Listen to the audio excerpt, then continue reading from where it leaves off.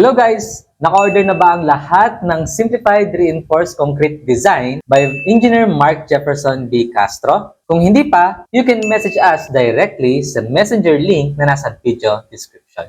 Meron rin silang Simplified Steel Design and Foundation Engineering. So yung ating Simplified Reinforced Concrete Design and Simplified Steel Design ay parehas na base sa NECP 2015 or National Structural Code of the Philippines. So ano pang hinihintay ninyo? Huwag nyo nang hintayin maubos ang kanilang stock at dun pa lamang kayo o-order. Again, this is Engineer Bonjover Arbelio and you are watching CEBox. If you're new here, don't forget to subscribe and hit the bell icon for notifications and updates on our YouTube channel.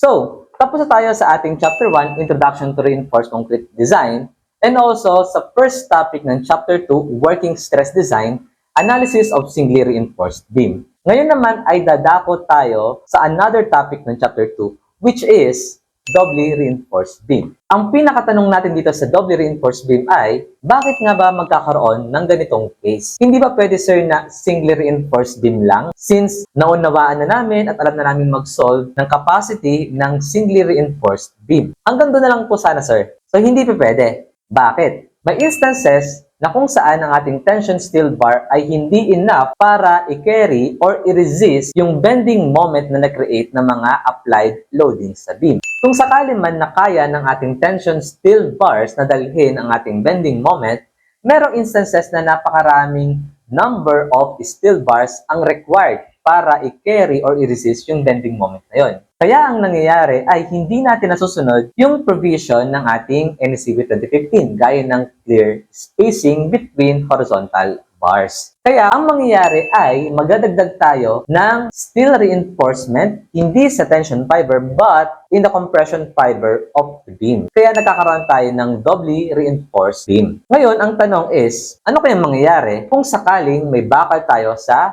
compression fiber? So yun ang i-discuss natin for today. So, start na natin.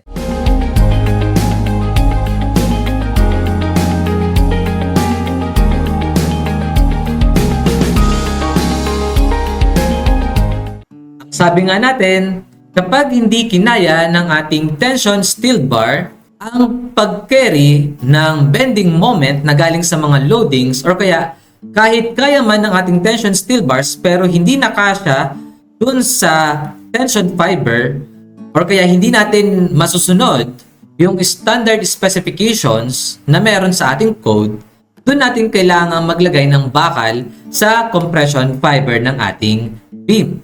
So, maglagay tayo ngayon. Ayan. Ito na yung bakal para sa compression fiber. So, tawagin natin ito ngayon as AS prime. Then, lagyan natin ng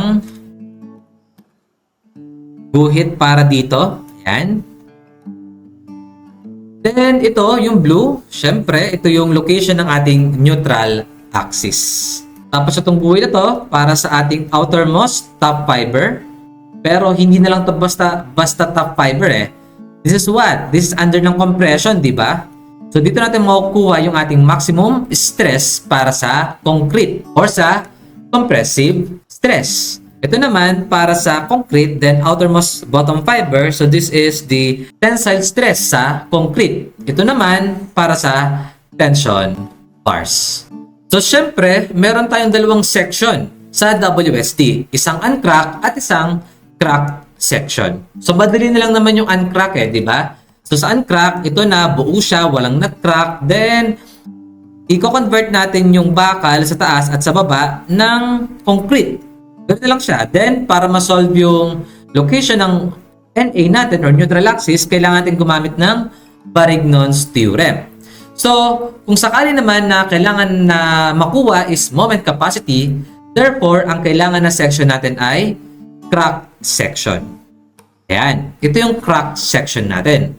Then, i-convert natin yung bakal sa baba ng NAS. Then, ito naman para sa compression steel. So, syempre, yung ating bakal sa baba ay wala namang concrete kasi nga crack. Therefore, this is NAS.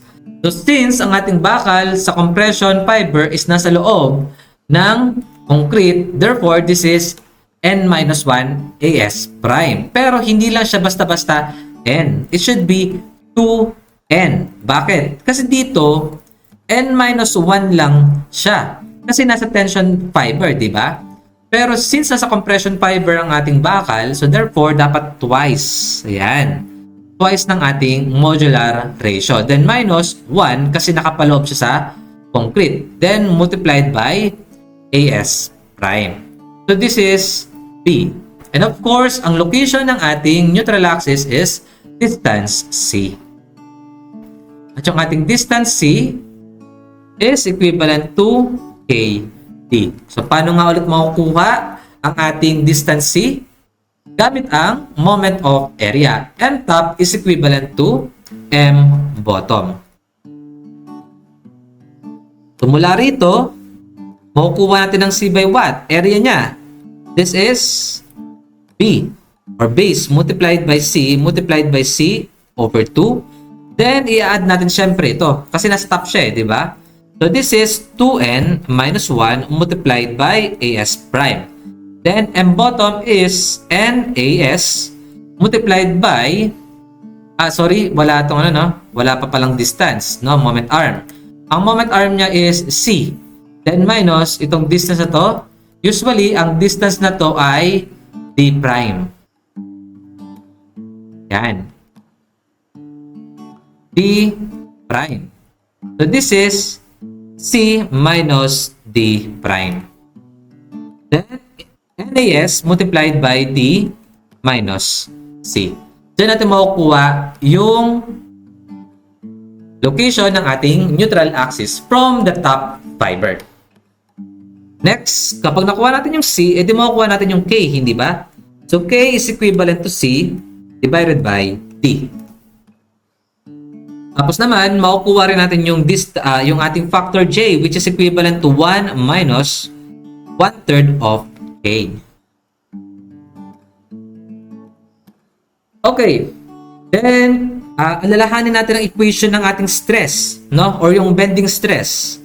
So, ang ating bending stress is F is equivalent to M, then multiplied by C over moment of inertia. So, therefore, ang ating FC para sa concrete, sige, drawing natin yung stress diagram natin. Yan. So, ito yung ating FC. So, FC is equivalent to moment, then multiplied by the distance ng ating fiber dito, papunta sa neutral axis, which is distance C or KD. Yan. Then over, of course, yung ating moment of inertia ay dapat with respect sa ating neutral axis. Then, yung ating Fs naman is same pa rin, Fs over N. Then, equivalent to M multiplied by yung distance ng ating bakal or tension bar from the neutral axis. This is D, then minus C. So, D minus C over INA. Pero take note, ano tong M na to? Diba? Anong M to?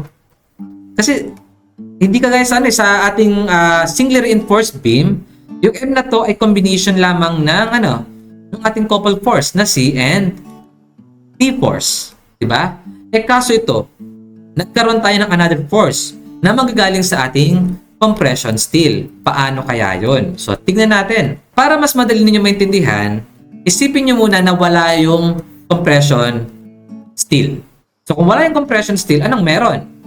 Ang meron na lamang tayo ay concrete sa taas, saka yung ating tension bar. So, ibig sabihin, meron tayong force para sa concrete and also force para sa tension bars. So, tawagan natin ito ngayon as T. Tapos ito naman is T. And gamit yung ating C and T, doon tayo makakakuha ng ng ating bending moment or yung couple. So this is moment. Kaso, this is only for singly reinforced beam. Ang mangyayari ngayon is magkakaroon tayo ng panibagong force. So, maglagay pa tayo ng isa pang drawing para sa naman? Para sa ating compression steel. So, nasan yun? Nandito. Yan, sa kulay green na to. So, ito yung force para sa compression steel. Tapos, syempre, meron pa rin tayong bakal sa baba. Ang mangyayari kasi is, mahati yung ating tension force sa dalawang force na T1 and T2. Yung T1 natin ay applicable para sa singly reinforced beam. Tapos yung T2 naman ay applicable para, or kaya, ang mangyayari kasi is, yung T2 na to ay magagaling sa total T. No? Magiging T is equivalent to T1 plus T2. Yung total T na to, ito yun. Okay? Sorry. Ang total T natin is what? AS, FS. Ayan. So ngayon, ang ating T1 is mahati rin. AS1 and AS2. So yung AS1 ay para sa concrete. No? Okay? Yung parang kumbaga, magkakaroon ng equilibrium from C para magkaroon ng couple moment. So kung T1 to, ito niyan is magiging M1. Then ito niyan, tawagan natin to as CS prime para sa compression steel. Okay? So since ang ating CS prime at T2 ay magka-opposite na direction na force, so ibig sabihin, by summation of forces horizontal, equal rin ang ating CS prime and T2. So kung equal sila but opposite in direction, therefore makakagawa rin sila ng couple moment. Ito naman yung tatawagan natin na F2. Kaya yung ating M dito is M total na equivalent sa M1 plus M2. Na kung saan ang ating M1 is equivalent sa C multiplied by JD. Nasaan yung JD na yon? Yung moment arm ng ating C and T1. Ito yung ating JD. Or kaya, this is equivalent to what? D minus 1/3 of 1/3 of C or 1/3 of KD. Okay? So, syempre, ang M1 din naman is also equivalent sa T1, no? Multiplied by JD. Kaso, yung T1 natin is equivalent sa AS1 FS. Ito yung wala tayong value nito. Kasi ang ginigiven is yung total AS. So, hindi basta-basta binibigay yung ating AS1. Next, ano naman yung ating M2? So, ang ating M2 is equivalent to CS prime multiplied by ang distance nila. Or kaya yung magagamit natin as the moment arm. Ang moment arm natin is yung distance T then minus D prime. So, this is D minus D prime. Or kaya yung ating M2 is equivalent to T2 multiplied by D minus D prime, na kung saan ang ating T2 is AS2 FS. Kaya, ito, pag pinagsama natin, itong M1 and M2 na to, ang total nito is what? Total T, no? Multiplied by FS. Sorry. T na lang pala. Yan, multiplied by, ayun lang, kailangan natin ng ng moment arm, no? Moment arm, na kung saan i-combine mo ang C and CS prime. Kukunin nyo yung buong resultant niya. Tapos kailangan yung mag-Barigno's theorem, then ito yung distance nila. Okay? So, let's say, sige, makuha natin yung moment arm nila. Pero siguro din natin tayo mag-example ng ganyan. Yan, pakita lang natin dito. So, this is the resultant force. Na kung saan ang ating resultant force is equivalent to C plus CS prime. Na ang distance ng resultant force gamit yung ating Barigno's theorem is y bar from the outermost top fiber, y bar, no?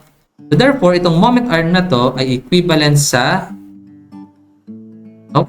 D, no? Or effective depth, then minus y bar.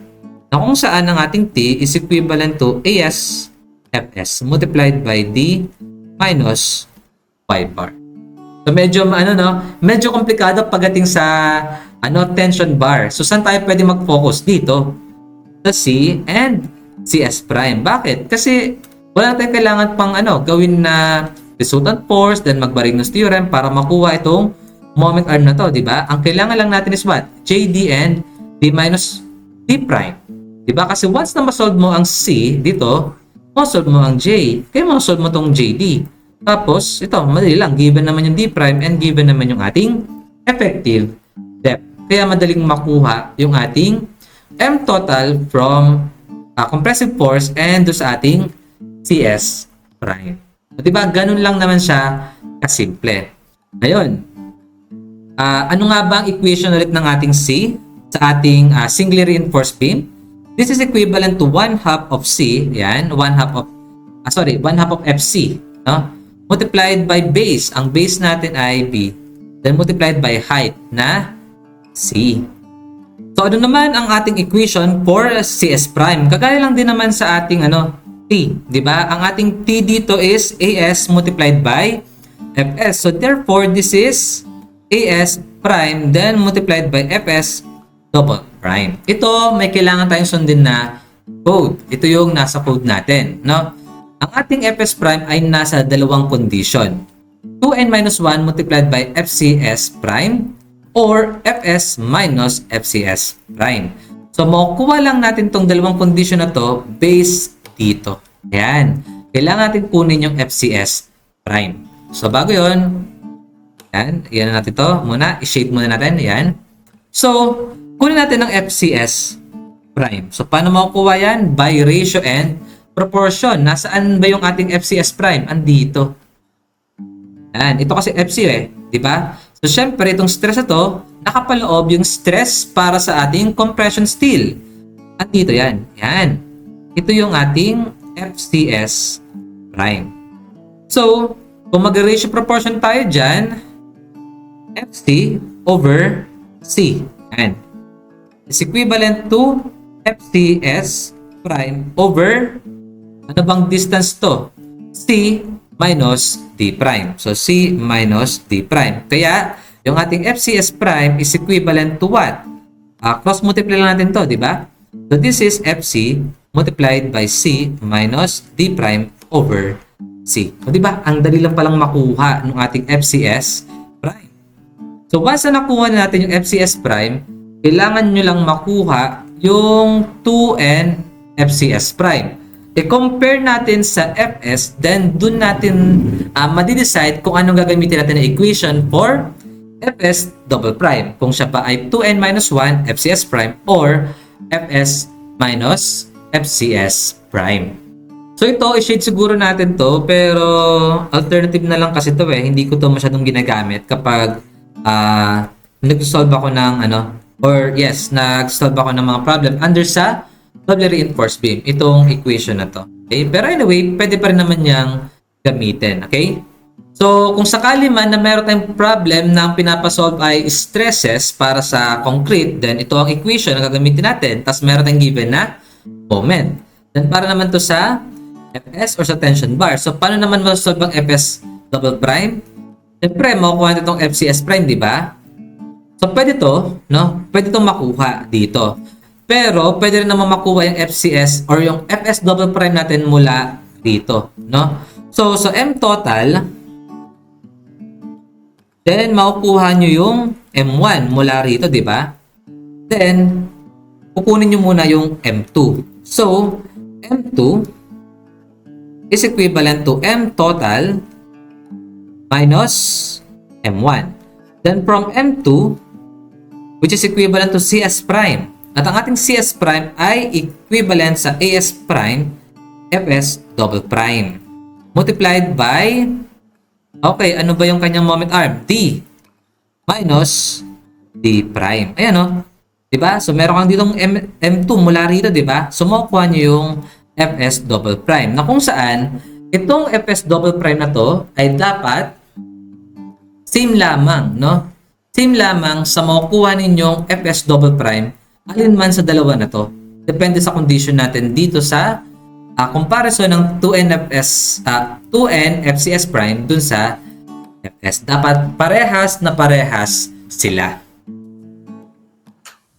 So that's the introduction of our doubly reinforced concrete beam. Diba? Napakasimple lang. Kasi nga, based on our discussion, kailangan lang pala nating alamin at unawain kung saan nanggaling yung mga equations. Alam namin, nagigil na kayong lahat kung paano mag-solve ng doubly reinforced beam. So abangan ninyo yung mga susunod namin na videos. Again, this is Engineer Bonjour Arbello, and don't forget to subscribe and hit the bell icon for notifications and updates on our YouTube channel. God bless everyone. Thank you for watching. Bye-bye.